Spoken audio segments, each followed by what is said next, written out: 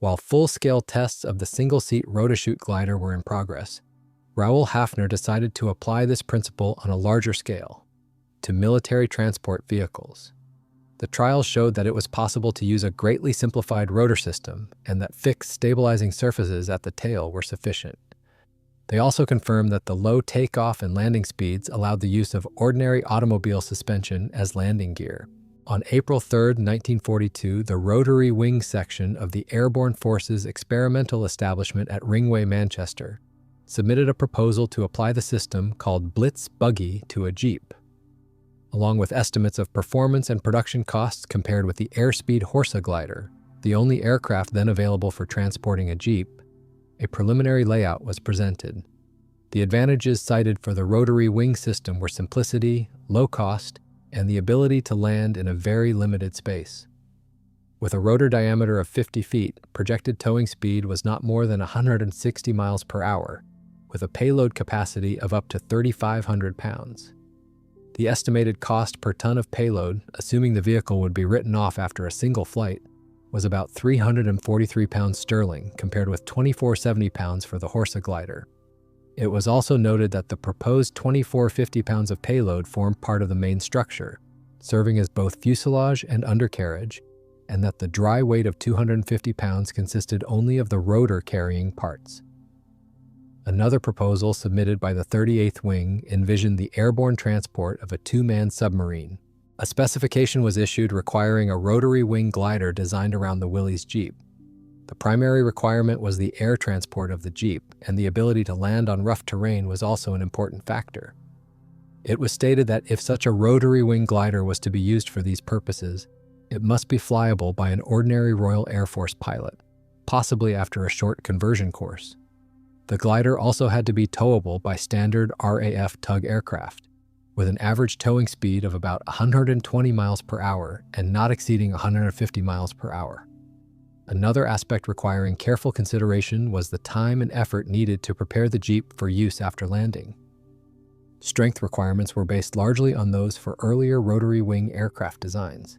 Although the design work was initiated by the Airborne Forces Experimental Establishment, most of the construction was carried out by R. Malcolm Lillade, together with H. Morris & Sons, which assisted in making the blades, and Rubber Bonders Ltd., which produced the rubber bushes. The Rotabuggy was intended to carry a pilot and a small load together with a full supply of fuel and vehicle equipment, such as a spare wheel, spare tank, tools, and anti-skid chains. The pilot occupied the front right seat, but there was also an alternative training configuration with a second pilot on the left seat fitted with dual controls.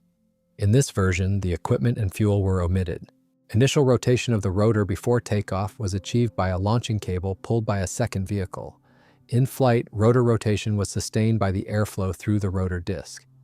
For stability on the ground during landing, the Rotabuggy required a low center of gravity, while at the same time, significant rotor clearance was needed during taxiing, takeoff, and landing. These conflicting requirements meant that a compromise had to be reached, and the final design achieved a reasonable ground clearance with static stability slightly better than that of the Tierva C-30 autogyro. The simple rotochute-type rotor control was retained, but since the rotochute system operated in the reverse sense from conventional aircraft, an additional linkage was introduced in the Rotabuggy to conform to normal practice. Stick forces were also adjusted to comfortable limits. Forward and backward stick movement produced, respectively, an increase and decrease in aircraft pitch, while side movements caused banking in the same direction, leading to course deviation accordingly. Since there was no separate yaw control, for a long time it was not possible to carry out asymmetric maneuvers. The blades were wooden, except for stainless steel root fittings that carried metal counterweights toward the tips. Their structure consisted of laminated ash spars at the leading edge. To give the blades an optimum angle of attack or close to it, they were built with a slight twist, providing greater incidence at the tips than at the roots. The rotor hub, mounted in an external rubber housing, was an enlarged version of the rotochute hub, with blades free to move within set limits in both the vertical and rotational planes. The blade hinge included a spherical joint, allowing movement in all three angular degrees of freedom. Two were used for blade flapping and the third for blade pitch.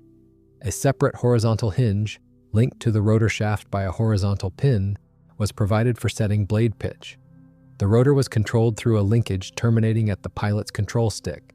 The main unusual feature of this aircraft was a special pylon, a structure that transmitted the force from the main rotor to other parts of the machine. This pylon had an elastic suspension that prevented vibrations from the rotor from passing onto the fuselage. It also protected the pilot from injuries if the machine flipped over during landing.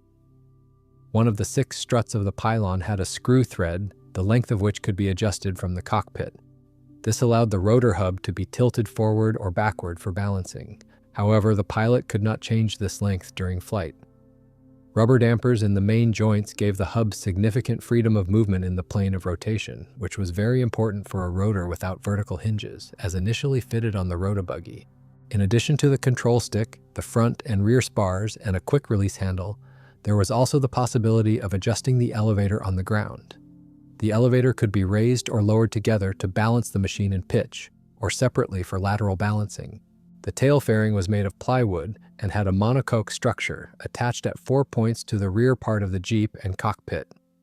Since under certain flight conditions significant loads were transmitted through the fairing, the Jeep was locally reinforced at the attachment points in case of landings on very uneven terrain. The twin-spar stabilizer was equipped with balanced flaps on both sides, which could be adjusted on the ground with tightening screw locks. The large fins of the twin vertical tail were set at a slight angle and planned to provide an angle of attack relative to the local airflow. Both the fins and stabilizer had plywood skin. The fairing ended with a vertical tail section fitted with a rubber tail skid that prevented the fins and rotor blades from striking the ground in the event of a tail-first landing. The skid also served as a base for a small pulley, which acted as a starting cable during the initial rotor spin-up. The standard windshield of the Jeep was replaced with a streamlined frame made of metal sheets with plexiglass panels. The rest of the cockpit was built of plywood. On both sides of the cockpit were doors with large plexiglass panels. The cockpit roof had an opening for the pylon. The size of the opening allowed for the movement of the elastic suspension. Inside the pilot's cockpit, special instrument panels were placed on the right and left sides. An airspeed indicator, a rotor revolutions indicator, a sensitive altimeter, and a turn and slip indicator. A standard telephone system running through the towing cable allowed the pilot to communicate with the towing pilot. The amplifier and batteries of the telephone system were located behind the right seat. Since it was expected that the Rotabuggy would lower its nose slightly in flight, the seats were modified for comfort and fitted with Sutton safety harnesses. To avoid interference with the pylon structure, the main gearshift lever of the Jeep and one of the transfer case levers were bent forward. The Rotabuggy was towed from a point slightly above the front bumper. The towing point was located at the center of this bumper and carried a standard Malcolm glider release, operated by a cable connected to a locking handle on the right side of the instrument panel. To prevent skidding, the front wheels had to be kept straight in flight, but at takeoff and landing sufficient steering freedom was required. This was achieved with the device using elastic joints to hold the wheels in the central position, but not too rigidly so as not to hinder steering. The device had markers indicating the position of the front wheels before landing. The pitot tube was attached to a bracket on the front right wing of the vehicle. An indicator showing the position of the machine during takeoff and landing was installed on the radiator grille in front of the right seat. Thanks to these instruments, landing on the front wheels, which could cause a sideways turn or a steep tail-first landing, was avoided. To prevent engine failure in flight, additional safety catches were installed on the hood. Before the start of flight trials of this unusual aircraft, several key components underwent thorough testing. To ensure that the Jeep suspension could absorb landing loads, the front bumper and rear wheels of the vehicle were fitted with a wooden frame carrying a concrete ballast, whose total weight, moment of inertia, and center of gravity matched the calculated values for the Rotabuggy. The machine was suspended in a hanger in such a way that it could be pulled back with a winch and swung along an arc, simulating an approach to landing. 7 drops of the Jeep at increasing speeds were performed without any damage to the vehicle, after which it was concluded that its structure could withstand the loads expected in a real landing. The optimal tire pressure was set at 20 pounds per square inch. Pre-flight tests of the blade root attachment samples were also carried out.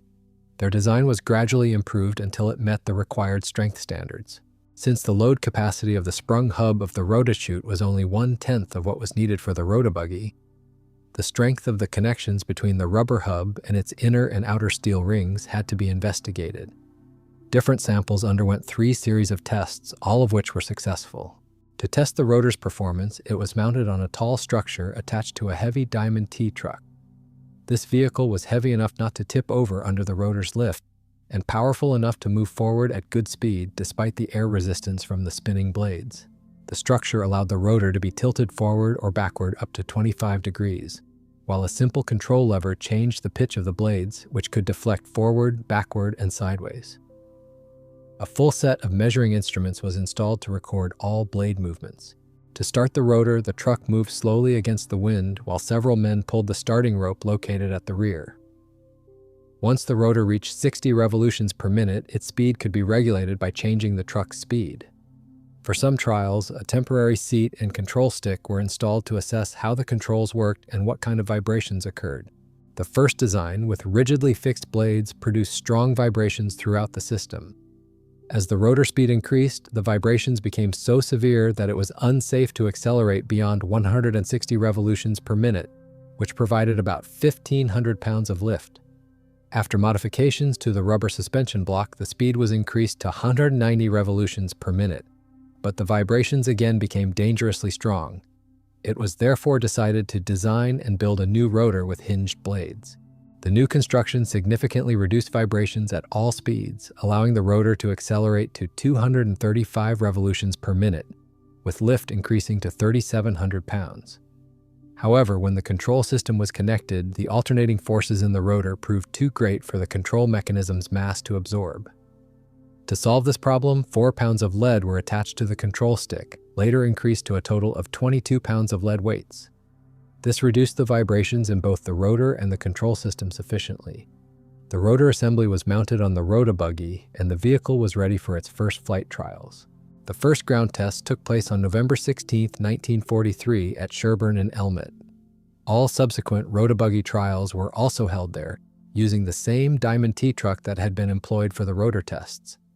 With the blades spinning at 150 revolutions per minute, the Rotabuggy reached a maximum ground speed of 24 miles per hour. At 120 revolutions per minute, the rotation was smooth, and at lower speeds, no severe vibrations occurred. Unfortunately, the truck lacked the power to lift the Rotabuggy into the air, so Major Ian Murray David Little was sent to London to purchase the most powerful available vehicle.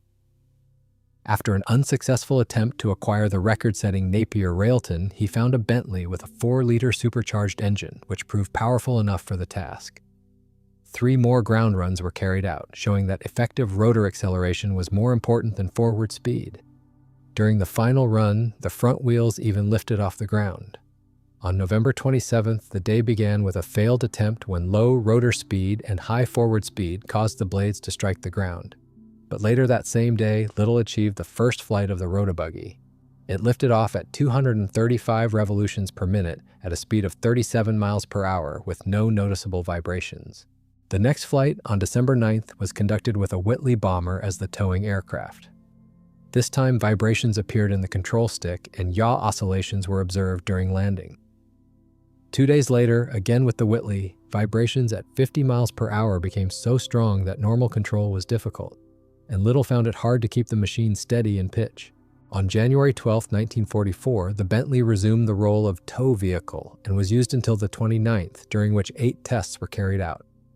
On January 12th, 2 runs failed and the rotor broke the tail fin.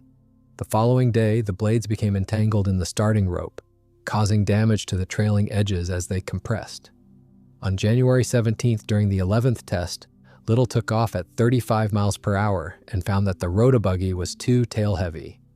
The combination of control stick position, vibration, and forward thrust made control difficult. On January 18th, 2 more flights were made. With better stick position and balancing, handling improved, though the vibrations remained unpleasant. 3 days later, he flew again in strong winds and found that gusts had little effect on the machine. After 2 more Bentley tows, another test with the Whitley took place on January 30th.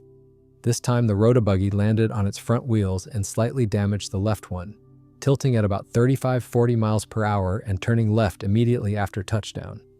The wheel steering worked and the machine straightened, but there was significant sideways drift. That same day, during a Bentley tow, the towing driver's foot slipped off the accelerator at 45 miles per hour. But despite the slackened cable, the aircraft's rate of descent was not excessive. The Whitley served as tow aircraft again on February 1st. During this flight, vibrations were not too severe, even though the maximum speed reached 70 miles per hour.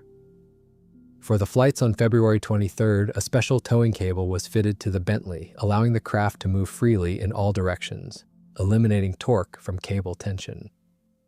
The aim was to test how steadily the Rotabuggy could maintain course during free flight, but the results were inconclusive.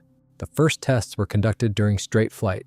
The aircraft did not deviate to the side, and the machine landed evenly without drift. During the second flight, the aircraft initially flew horizontally, then tilted to the left side. The nose of the machine followed, and the Rotabuggy deviated to the left of the towing vehicle. When the Rotabuggy was directly behind the car, its position returned to normal, but then it suddenly tilted 170 degrees to the right side. Both blades struck the ground, and 3 feet of one blade broke off, causing strong vibration of the machine. Little was not injured, but his passenger, Mr. Walker, suffered a concussion and broken ribs. During preparation of the second set of blades, there was a pause, after which, from March 15th to March 22nd, 4 ground runs were carried out to check stability and test the new blades. On March 22nd, the Rotabuggy again took off and performed more than 5 flights to test the blades. The following tests included ground runs plus 1 short flight with rather strong oscillations around the vertical axis, with a pilot who had never flown this machine before, possibly Robert Kronfeld. On May 9th, tests were conducted using Bentley and Whitley as towing vehicles. The purpose of the tests was to check vibration of the control system. These tests were followed by 3 additional training ground runs. Then 3 flights were made with Bentley as the tow vehicle, and on June 24th, 2 flights were carried out with the Whitley as the tow plane. By this time, vibrations in the control stick were so strong that it was impossible to test the Rotabuggy in free flight. Attempts to reduce vibration with lead weights attached to the control beams proved ineffective. To solve this problem, a new control system was installed. This system used liquid inertial dampers that suppressed the inevitable rotor oscillations in the controls sufficiently to provide precise and comfortable aircraft handling. 2 dampers were used, one for longitudinal movement and the other for lateral movement. On July 18th, 2 ground runs with Bentley as the tow vehicle showed no vibrations in the controls, and the next day the first flight was carried out with the new system and the towing car. Again, there were no vibrations, but it proved very difficult to move the control levers quickly. During the tests on July 30th, changes were made to the front and rear dampers and to the control stick linkage, which improved longitudinal control. A similar improvement made on July 31st with the lateral dampers provided sufficient control during the tests. 3 tows by Bentley and a subsequent tow by the Whitley bomber demonstrated proper controllability without vibration. But on August 3rd, during a test with a special mount, insufficient stability of the Rotabuggy on course was discovered. To eliminate this drawback, new larger fins were installed at an angle to each other. The initial tests included 36 flights with a tow along the runway at altitudes up to 20 feet at estimated speeds ranging from 39 to 70 miles per hour, during which the machine remained in the air continuously for 1 to 2 minutes.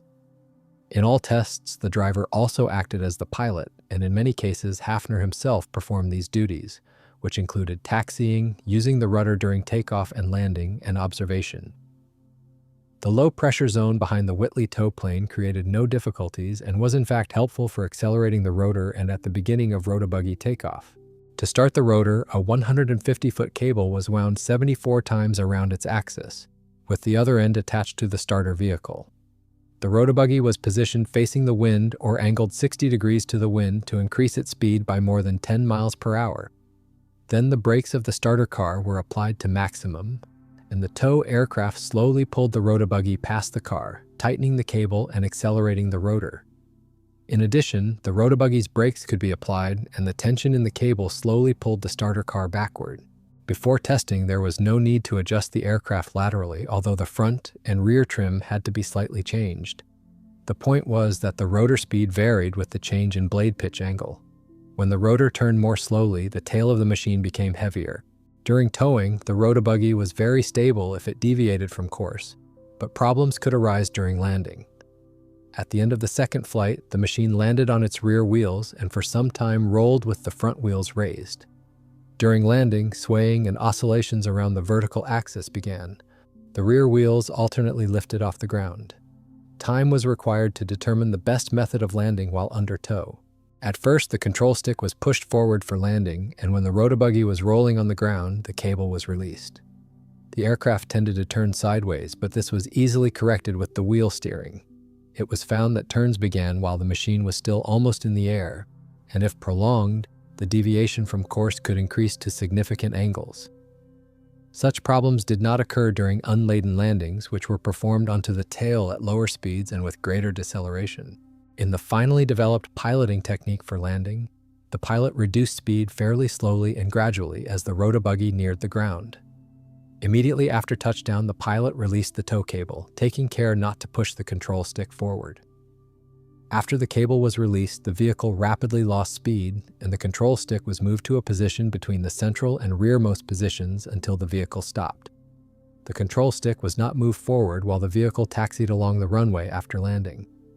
Meanwhile, the driver slightly returned the front wheels to the central position, ready to correct any possible deviations that might arise. It was concluded that at this stage the rotabuggy had overall satisfactory flying qualities and controllability. No noticeable lag was observed in rotor control, which was considered responsive but not overly sensitive. The in-flight view was described as excellent from both positions. The seats were comfortable, and the fuselage was entirely free from unpleasant vibrations. No attempts were made to fly the rotabuggy on its own, since the prototype cockpit layout did not allow the pilot access to the vehicle controls except for the steering wheel, and he could not use them. On 16th of August, 2 tows were made with a Bentley to check the center of gravity with the new fins. On 31st August, a Whitley towed the rotabuggy with Hafner as the driver along the runway at speeds up to 80 miles per hour. After these tows, it was decided to attempt a full flight. It was to consist of a towed takeoff, climbing to an altitude of a few thousand feet, release in the air with subsequent assessment of directional stability, free flight, and landing. On 11 September, Little sat in the left seat. The engineer-mechanic, Flight Captain Pickman, sat beside Little as the driver. The takeoff was straightforward, but as speed increased, vibrations began to intensify dangerously. At 85 miles per hour, the control stick was shaking so violently that Little could hardly hold it. In addition, the rotabuggy was tail-heavy, and because there was no way to trim it in flight, Little had to fight the machine's attempts to dive and to climb above the Whitley. If the Whitley were carrying too much tail load, the pilot would have had to increase speed to maintain control of the elevator. But increasing speed was the last thing Little wanted. Under these circumstances, it was still too early to abandon the rotabuggy because the altitude was insufficient for a parachute jump, in case handling during the glide proved inadequate. Little believed that an altitude of 400 feet had been reached. Little asked the Whitley pilot, Captain Palmer, to reduce speed as much as possible, and as a safe option, a speed of 65 miles per hour was adopted, which was slightly above the bomber's stall speed. After 7 to 10 minutes, a successful, though unstable, landing was made, but Little was completely exhausted from fighting the unruly control stick and nearly lost consciousness.